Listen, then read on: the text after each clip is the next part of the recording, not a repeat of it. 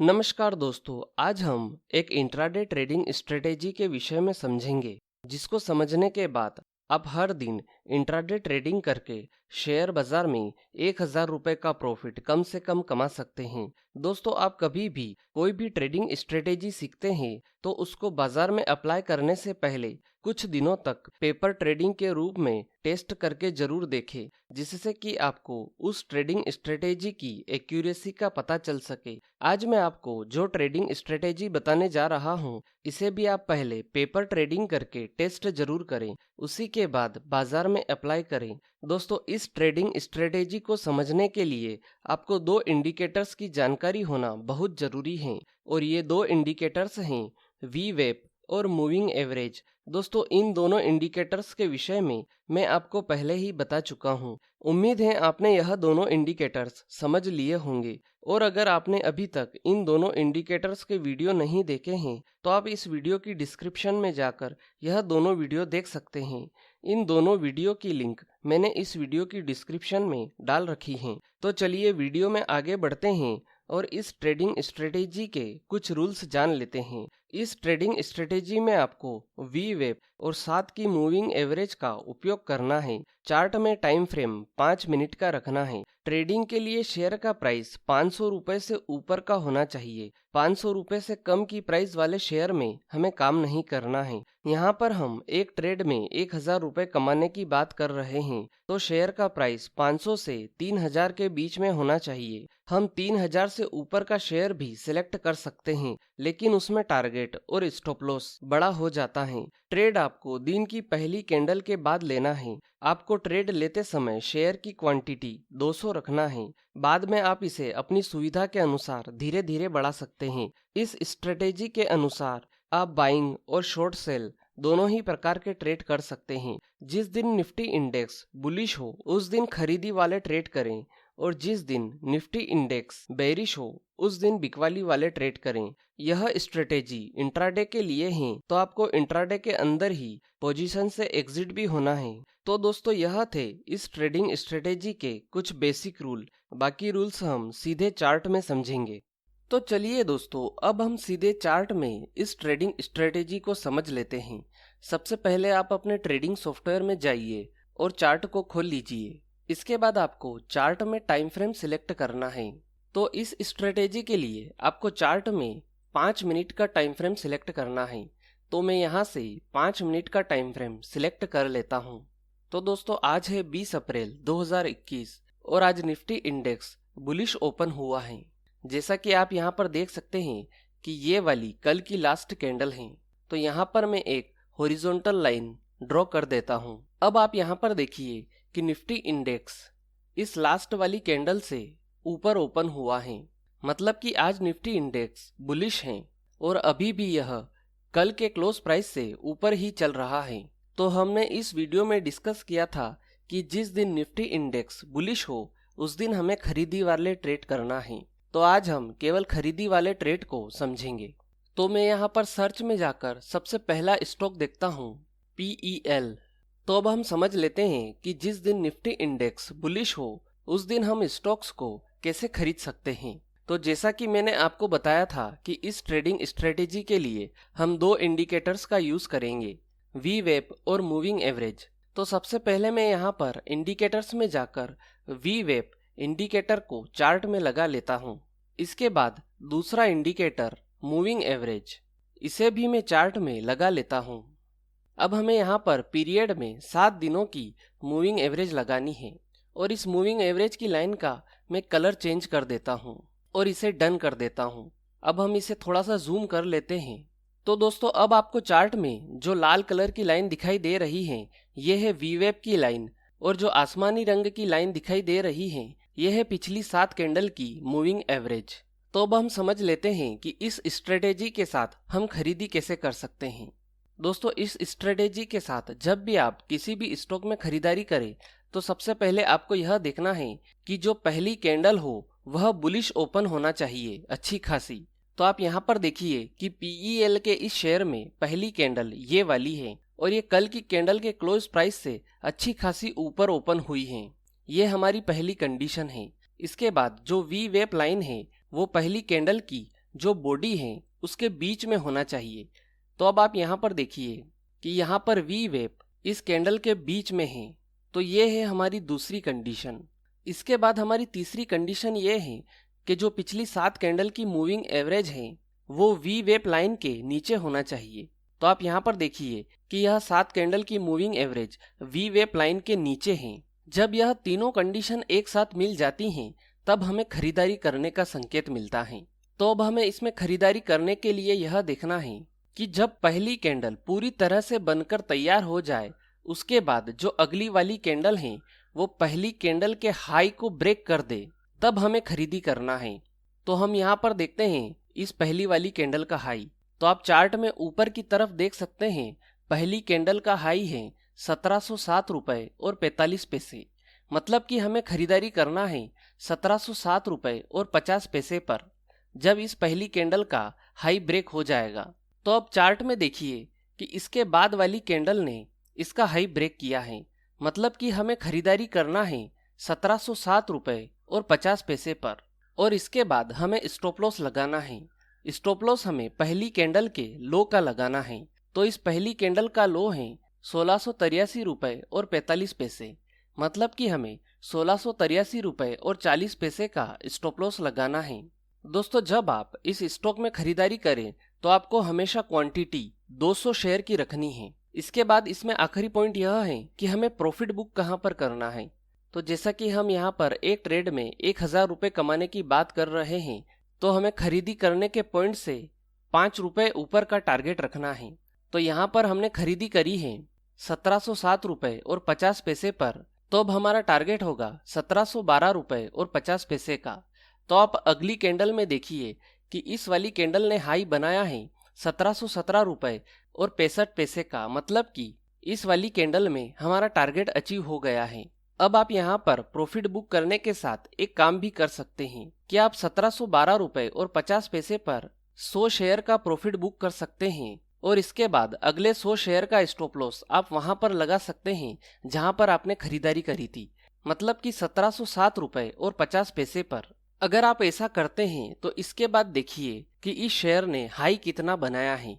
इसने अभी तक हाई बना दिया है 1756 रुपए और 25 पैसे का, और अभी भी यह चल रहा है।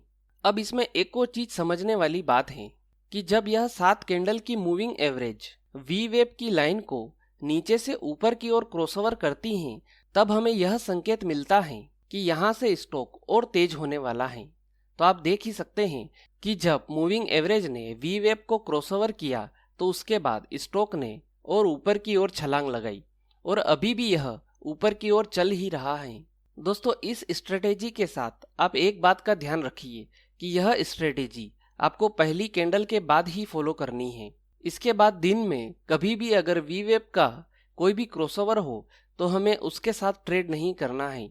यह पहली कैंडल के साथ ही काम करती है। अब हम कुछ और स्टॉक्स देख लेते हैं जिससे कि आपको यह स्ट्रेटेजी और अच्छे से समझ में आ जाए। तो हम अगला स्टॉक देखते हैं कोल फाइनेंस का। तो आप इसमें देखिए कि इसमें भी पहली कैंडल अच्छी खासी तेजी के साथ ओपन हुई है और वी वेव भी इसकी बॉडी के अंदर ही है। अब इसमें भी हमें खरीदी करने के लिए यह देखना है कि पहली कैंडल का हाई जो कि है 544 रुपए 80 पैसे का, जब कोई कैंडल इस हाई को ब्रेक कर दे तो हमें खरीदी करना है। तो आप यहाँ पर देखिए कि दूसरी ही वाली कैंडल ने इसके हाई को ब्रेक किया है। मतलब कि हमें इस कैंडल में खरीदारी करना है। तो हमने यहाँ पर खरीदारी करी है 544 रुपए और 85 पैसे पर। तो अब हमारा टारगेट यहाँ पर बनता है 549 रुपए और 85 पैसे, और हमें स्टॉप लॉस पहली कैंडल के लो का लगाना है। मतलब कि यहाँ का, और इसका लो है 535 रुपए 15 पैसे का। और आपको यहाँ पर इन दोनों लाइनों का भी ध्यान रखना है कि moving average line v wave line के नीचे ही होना चाहिए, तभी हमें खरीदी करना है। तो हमने यहाँ पर खरीदी करी है 544 रुपए और 85 पैसे से। तो हमारा टारगेट बन रहा है 549 रुपए और 85 पैसे का, मतलब कि इस जगह का। तो आप यहाँ पर देखिए कि इस वाली कैंडल ने हमारे टारगेट को अचीव किया है। अब आप यहाँ पर भी 100 शेयर का प्रॉफिट इस जगह पर बुक कर सकते हैं, मतलब कि हमारे पहले टारगेट पर। इसके बाद आप देखिए कि मूविंग एवरेज लाइन ने वी वेप लाइन को क्रॉसओवर किया है, मतलब कि प्राइस यहाँ से और ऊपर जाएगा। तो आप देखिए कि इसके बाद इसने 557 रुपये और 65 पैसे का हाई लगा दिया है और इसके बाद भी अभी भी यह चल रहा है। अब हम अगला स्टॉक देख लेते हैं टाटा कंज्यूमर प्रोडक्ट्स लिमिटेड का। अब दोस्तों आप यहाँ पर देखिए कि इसमें पहली कैंडल बुलिश नहीं है, यह लाल रंग की बनी हुई है। तो हम इस स्टॉक में काम नहीं करेंगे, चाहे इसने टारगेट अचीव कर दिए हो, लेकिन ये हमारी कंडीशन से मीट नहीं कर रही है, तो हम इस स्टॉक में काम नहीं करेंगे। क्योंकि यहाँ पर पहले तो यह कैंडल बुलिश नहीं है और दूसरी चीज कि वी वेप ने इसकी बॉडी के अंदर क्लोजिंग नहीं दी है, तो हम इस ट्रेड को नहीं करेंगे। अब हम अगला स्टॉक देख लेते हैं पीवीआर लिमिटेड का। दोस्तों इस स्टॉक में देखिए आप कि यहाँ पर पहली कैंडल बुलिश ओपन हुई है और वी वेप भी कैंडल की बॉडी के अंदर है और मूविंग एवरेज वी वेप के नीचे है, मतलब कि यहाँ पर हमारी सारी कंडीशन मीट हो रही है। अब इसके बाद जब कोई कैंडल पहली कैंडल के हाई को ब्रेक कर दे तब हमें खरीदी करना है। तो इस पहली कैंडल का हाई है 1036 रुपये और 80 पैसे। तो आप इसके बाद देखिए कि इसके अगली वाली कैंडल ने इस पहली कैंडल के हाई को ब्रेक किया है, मतलब कि हमें इस वाली कैंडल में खरीदारी करना है। तो यहाँ पर हमारी खरीदारी हुई है 1036 रुपये और 85 पैसे से, मतलब कि यहाँ पर हमारा टारगेट बनता है 1041 रुपये और 85 पैसे और हमें स्टॉप लॉस लगाना है पहली कैंडल के लो का, और इस पहली कैंडल का लो है 1021 रुपये और 5 पैसे। इसके बाद देखिए कि इस वाली कैंडल ने हमारा टारगेट अचीव करा है, मतलब कि हमें लगभग इस जगह पर प्रॉफिट बुक करना है। तो आप यहाँ पर भी वही चीज कर सकते हैं कि 100 शेयर का प्रॉफिट बुक कर लीजिए और 100 शेयर का स्टॉप लॉस वो लगा दीजिए जहां पर आपने खरीदी करी थी, मतलब कि 1036 रुपये और 85 पैसे पर। इसके बाद देखिए कि अभी तक इस स्टॉक ने 1059 रुपये और 55 पैसे का हाई लगा दिया है और इस कैंडल में देखिए कि जब मूविंग एवरेज ने वी वेप को क्रॉसओवर किया तो ये कितनी लंबी तेजी एक साथ आई और अभी भी यह स्टॉक बुलिश ही चल रहा है। इसके बाद हम अगला स्टॉक देखते हैं भारत फोर्ज का। दोस्तों इस स्टॉक में भी पहली कैंडल बुलिश नहीं बन रही है, लेकिन इसके अंदर वी वेप पहली कैंडल के बॉडी के अंदर है, लेकिन यहाँ पर हमारी पहली कंडीशन मीट नहीं हो रही है, मतलब कि पहली कैंडल बुलिश नहीं है, तो हमें इस स्टॉक में ट्रेड नहीं करना है। इसके बाद हम अगला शेयर देख लेते हैं इंडसइंड बैंक का। दोस्तों इस स्टॉक में भी पहली कैंडल बुलिश नहीं बनी है, मतलब कि यहाँ पर हमारी पहली ही कंडीशन मीट नहीं हो रही है। इसके बाद हम अगला स्टॉक देखते हैं बालकृष्ण इंडस्ट्रीज का। दोस्तों अब आप इस स्टॉक में देखिए कि पहली कैंडल बुलिश है, वी वेप इसकी बॉडी के अंदर है और मूविंग एवरेज वी वेप के नीचे है, मतलब कि यहाँ पर हमारी तीनों कंडीशन मीट हो रही हैं। अब इस कैंडल का हाई है 1694 रुपये और 65 पैसे का, मतलब कि हमें खरीदी करनी है इस कैंडल के हाई के ब्रेक होने पर, मतलब कि 1694 रुपये और 70 पैसे पर। तो आप देखिए कि अगली ही कैंडल ने इसके हाई को ब्रेक किया है, तो यहाँ पर हमारी खरीदारी हो रही है 1694 रुपये और 70 पैसे से, मतलब कि हमारा टारगेट होगा 1699 रुपये और 70 पैसे का। तो इस वाली कैंडल ने हाई बनाया है 1705 रुपये का, मतलब कि इस वाली कैंडल में हमारा टारगेट अचीव हो रहा है। तो आप इसमें भी यही काम कर सकते हैं कि 100 शेयर हमारे फर्स्ट टारगेट पर निकाल दीजिए, मतलब कि 1699 रुपये और 70 पैसे पर, और बाकी 100 शेयर का स्टॉप लॉस वहां पर लगा दीजिए जहां पर आपने खरीदी करी थी, मतलब कि 1694 रुपये और 70 पैसे पर। इसके बाद आप देखिए कि जब मूविंग एवरेज लाइन ने वी वेप लाइन को क्रॉसओवर किया तो उसके बाद अगले 25 मिनट में 1736 रुपये और 15 पैसे का हाई लगाया है, मतलब कि हमें बहुत अच्छी तेजी देखने को मिली है। इसके बाद हम अगला स्टॉक देखते हैं आईजीएल। दोस्तों इस स्टॉक में भी पहली कैंडल बुलिश बनी है और वी वेप ने भी कैंडल की बॉडी के अंदर क्लोजिंग दी है और साथ कैंडल की मूविंग एवरेज भी वी वेप के नीचे है, मतलब कि हमें इस कैंडल के हाई के ऊपर खरीदी करना है। तो इस कैंडल का हाई है 506 रुपये और 60 पैसे, मतलब कि हमें खरीदी करना है 506 रुपये और 65 पैसे पर। इसके बाद आप अगली कैंडल में देखिए कि इसने पहली कैंडल के हाई को ब्रेक किया है और इसके बाद हमारा टारगेट बनता है 511 रुपए और 65 पैसे का। तो आप देखेंगे कि इस वाली कैंडल ने हमारे टारगेट को अचीव किया है। इस कैंडल ने अभी तक हाई लगाया था 512 रुपए का, मतलब कि यहाँ पर हमारा पहला टारगेट अचीव हुआ है। तो आप यहाँ पर भी वही काम कर सकते हैं कि 100 शेयर का यहाँ पर प्रॉफिट बुक करें और बाकी 100 शेयर का स्टॉप लॉस वहां पर लगा दे जहां पर आपने खरीदी करी थी, मतलब कि 506 रुपए और 65 पैसे पर। अब हम अगला शेयर देखते हैं मुथूट फाइनेंस का।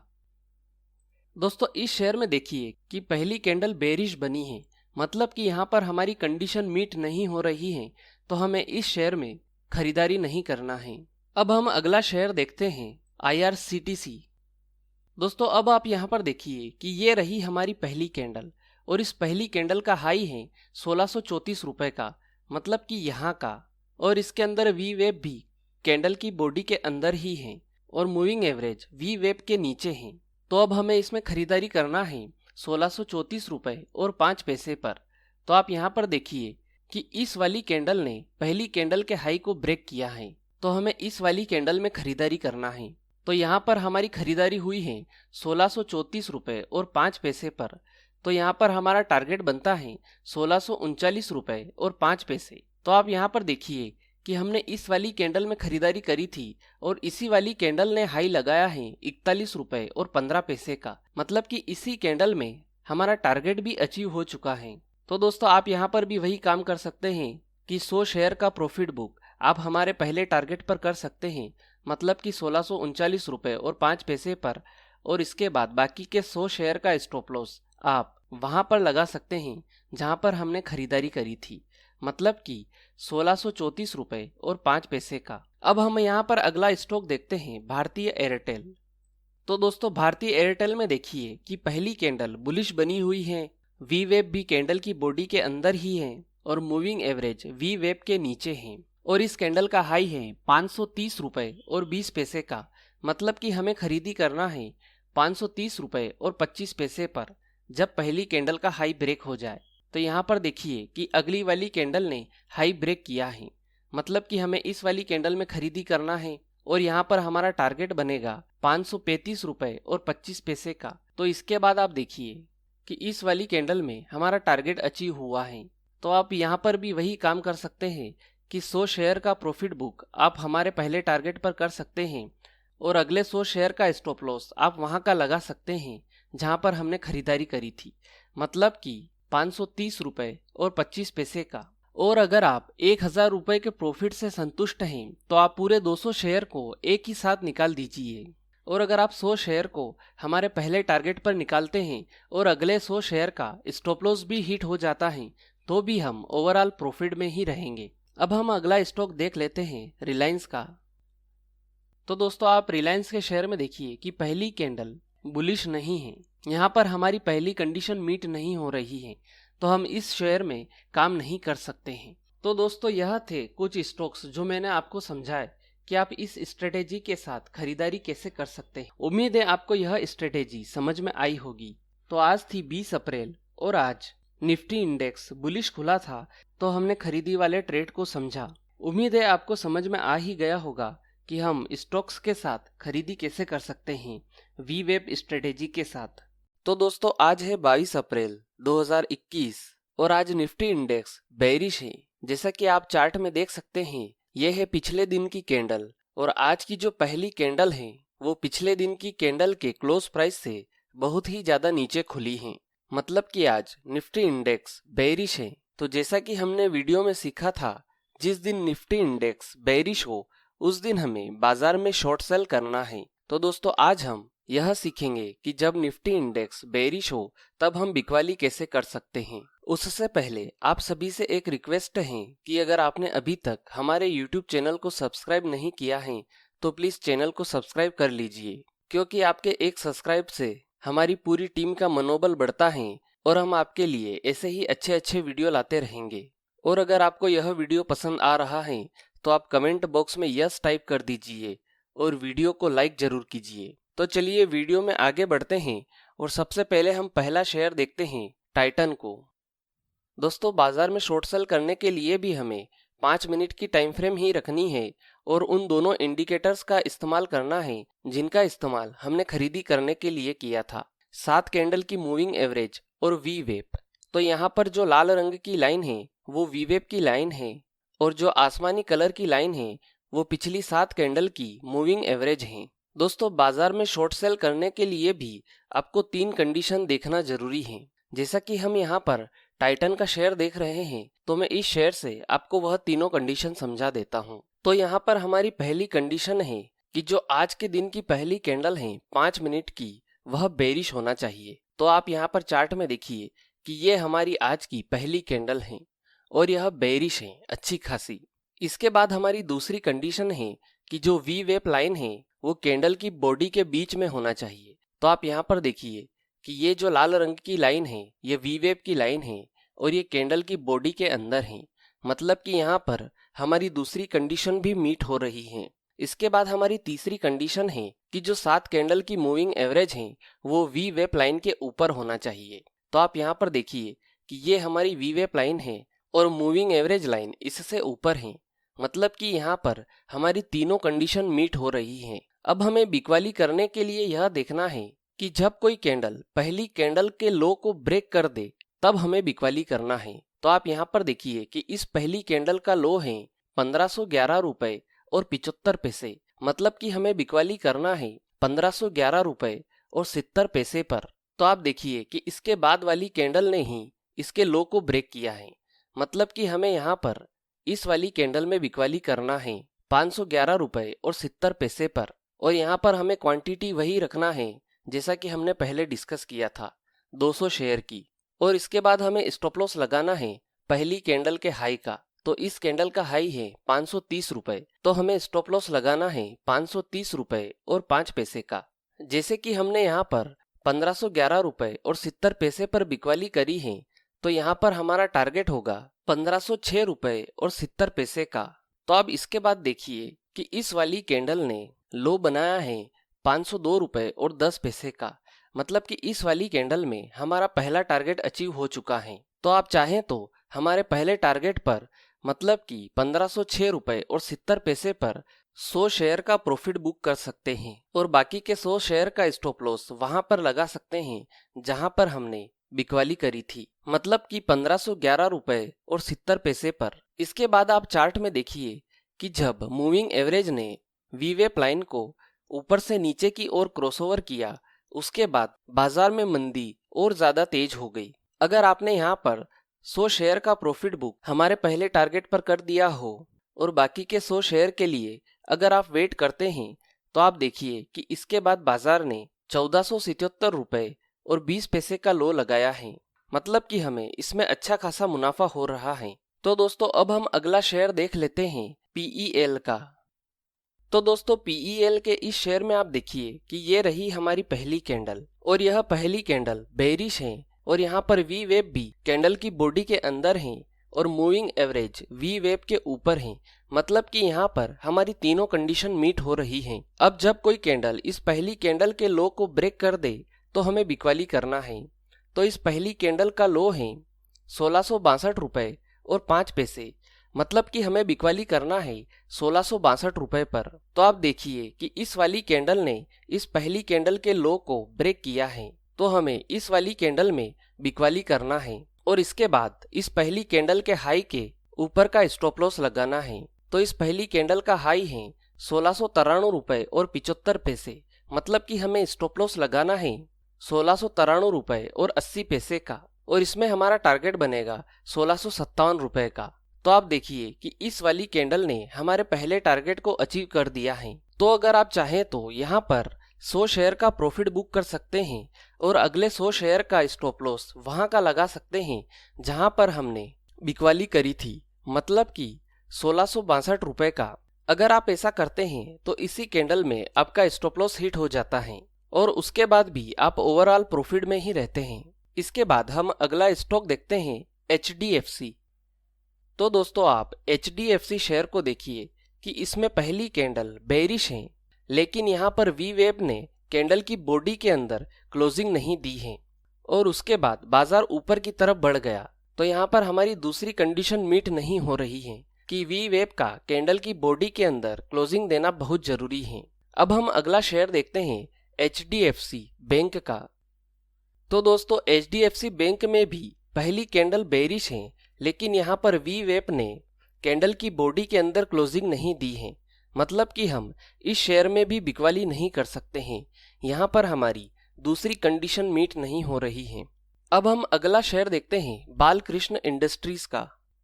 तो दोस्तों इस शेयर में भी आप देख सकते हैं कि पहली कैंडल बेरिश है, लेकिन यहाँ पर वी वेब ने कैंडल की बॉडी के अंदर क्लोजिंग नहीं दी है, तो हम इस शेयर में भी बिकवाली नहीं कर सकते हैं। अब हम अगला शेयर देखते हैं श्रीराम फाइनेंस का। तो दोस्तों इस शेयर में आप देखिए कि पहली कैंडल बेरिश है और वी वेब भी इसकी बॉडी के अंदर क्लोजिंग दी है और moving average v web line के ऊपर है, मतलब कि यहाँ पर हमारी तीनों कंडीशन मीट हो रही हैं।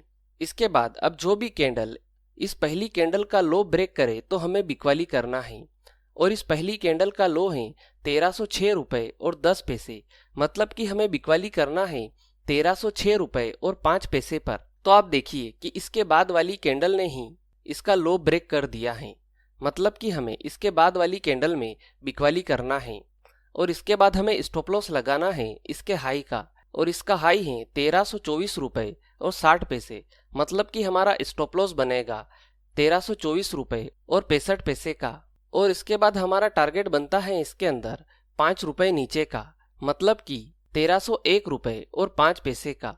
तो आप इसके बाद देखिए कि इस वाली कैंडल ने हमारा टारगेट अचीव किया है। अब अगर आप चाहें तो इस वाली कैंडल में या तो अपने 200 ही शेयर का प्रॉफिट बुक कर सकते हैं, या फिर 100 शेयर का प्रॉफिट बुक करके बचे हुए 100 शेयर का स्टॉप लॉस वहां का लगा सकते हैं जहां पर आपने बिकवाली करी थी, मतलब कि 1306 रुपए और 5 पैसे का। इसके बाद हम अगला स्टॉक देखते हैं UBL का। तो दोस्तों इस UBL के शेयर में आप देखिए कि पहली कैंडल बहुत ही ज्यादा बड़ी है, तो इस तरह की कैंडल अगर कभी बने तो हम इस तरह की कैंडल में काम नहीं कर सकते हैं, क्योंकि यहाँ पर हमारा स्टॉप लॉस बहुत ज्यादा बड़ा हो जाएगा। अगर आपको कभी भी इस तरह की कैंडल दिखाई दे तो आप इसमें ट्रेड लेने से जरूर बचें। अब हम अगला स्टॉक देखते हैं एशियन पेंट का। दोस्तों एशियन पेंट के स्टॉक में भी पहली कैंडल बहुत ही ज्यादा बड़ी है, तो हम इस स्टॉक में भी काम नहीं करेंगे, क्योंकि यहाँ पर भी हमारा स्टॉप लॉस बहुत ही ज्यादा बड़ा हो जाएगा। अब हम अगला स्टॉक देखते हैं M&M का। दोस्तों इस शेयर में देखिए कि यहाँ पर पहली कैंडल बुलिश है, तो यहाँ पर हमारी पहली ही कंडीशन मीट नहीं हो रही है, तो हम इस स्टॉक में भी काम नहीं करेंगे।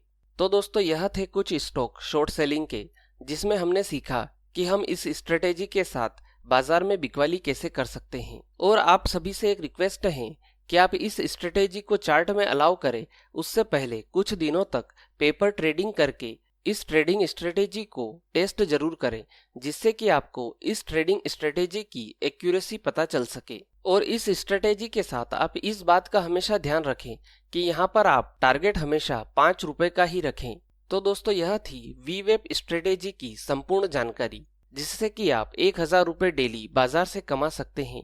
उम्मीद है आपको यह ट्रेडिंग स्ट्रेटेजी पसंद आई होगी। अगर वीडियो से जुड़ा हुआ कोई भी सवाल आपके दिमाग में है तो आप कमेंट बॉक्स में जाकर पूछ सकते हैं। आज के लिए इतना ही, फिर मिलेंगे। गुड बाय, धन्यवाद।